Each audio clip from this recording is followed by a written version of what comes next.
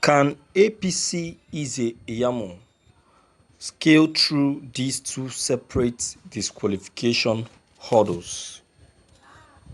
Pastor Osagi Iyamu, who is the candidate of the All Progressive Congress APC for the September 19, 2020 governorship election in Edo State, has recently become one of the regular names attributed to his position as a flag bearer of the APC in the forthcoming Edo State 2020 governorship election. But some recent happenings in the state ahead of the election has made him even more popular on the media. First, it was his endorsement by Comrade Adams Oshomole ahead of Governor Godwin Obaseki, who the hosted national chairman of the APC strongly supported during the 2016 governorship election. This was followed by his fierce campaigns ahead of the September 19, 2020 governorship election in the state. It can be argued that challenging an incumbent governor in an election does not come that easy. It is a quest that comes with different hurdles, of which failure to scale through any of the hurdles could shatter the dreams of becoming the next governor of the state. Pastor Osagi Iyamu, in his quest to become the next governor of Edo State, have been faced with two separate hurdles, which he must scale through if he is to stand any chance of emerging as the next governor of Edo State. While it can be argued that getting nominated as the APC candidate ahead of Governor Godwin Obaseki was a hurdle which Iyamu effectively scaled through, it, however, will not be out of order to say that his nomination by the APC has equally present him with two separate hurdles, which he must scale to if he is to stand any chance of becoming the next governor of Edo State. First coming these two hurdles is the suit filed by two chieftains of the APC, Honorable Momo Abdulrazak and Honorable Zibiri Muhizu. It can be recalled that in the suit marked, the plaintiff had asked the court to disqualify Osage Iyamu and his deputy governorship candidate Audu Ganiyu from participating in the state's governorship polls slated for September 19, 2020. According to reports on Vanguard.com, the plaintiff alleged that the deputy governor candidate of the APC, Audu Ganiyu, gave false information to the Independent National Electoral Commission (INEC) in a bid to aid his qualification for the forthcoming election. This suit, however, is already before Justice Taiwo of the Federal High Court, Abuja, and has been slated for hearing on September 3, 2020. But there is already tension within the camp of Osage Iyamu and the APC over alleged close relationship between Governor Nyesom Wike of Rivers State and Justice Taiwo, which the APC has alleged may not guarantee them justice. Again, there is also a second hurdle for Osagi Iyamu to scale through before he can stand any chance of emerging as the next governor of Edo State. This time, it is also a suit coming from an APC chieftain, Mr. Charles Ude.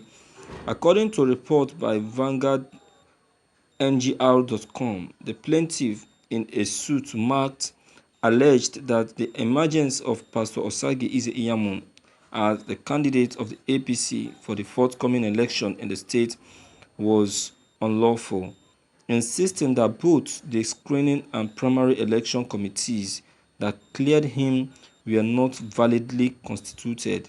According to the plaintiff, in line with the suspension of Adams Oshomole as the national chairman of the APC on June 16, 2020, he cannot validly exercise the powers and discharge duties of the national chairman of the APC by setting up committees.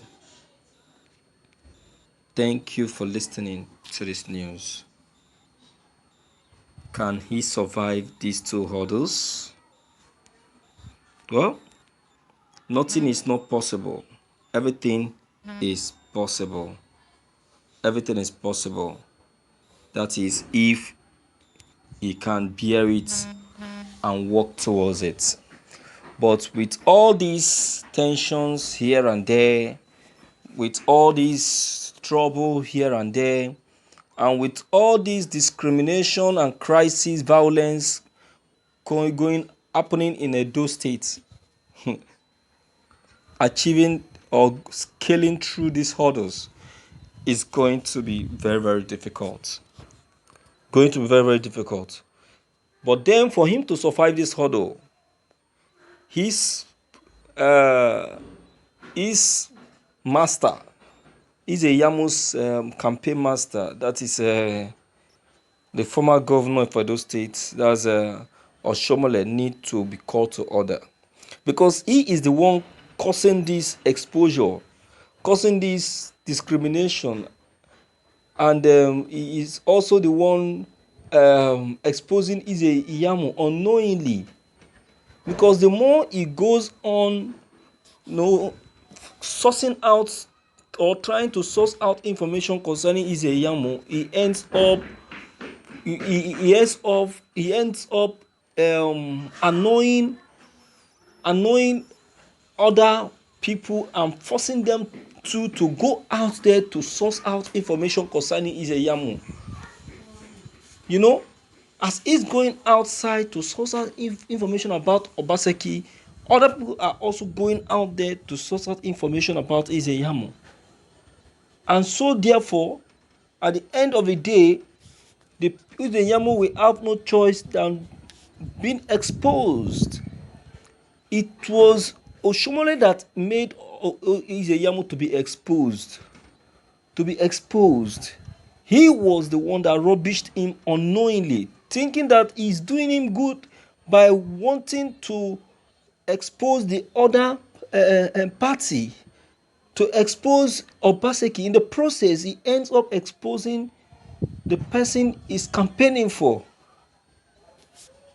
You see, when he tried to say anything bad about this person, they will remind him that, look, is this not what you said about this particular person so time? And this is not this so person this so time. What warranted the exposure of Iyamu's academic qualification? Was it not as Oshomole decided to expose Obaseki's academic qualification that led to that? Was it not? The embezzlement of Iyamu was caused by Oshomole.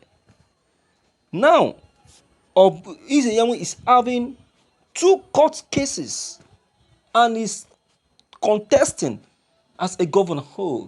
It's going to be tough. It's not going to be easy for him. He should pray. He's a man of God. Let him pray. Let him pray for God's intervention, because without God's intervention, I don't think he's going to win. Iyamu, it's very, very tough for him to come to that seat. It's going to be very tough for him to come to that seat, because Obaseki has a very big advantage over him. A complete one. I don't know. Obaseki is an incumbent governor, and again is loved by the people of Edo State. He has a credible record already.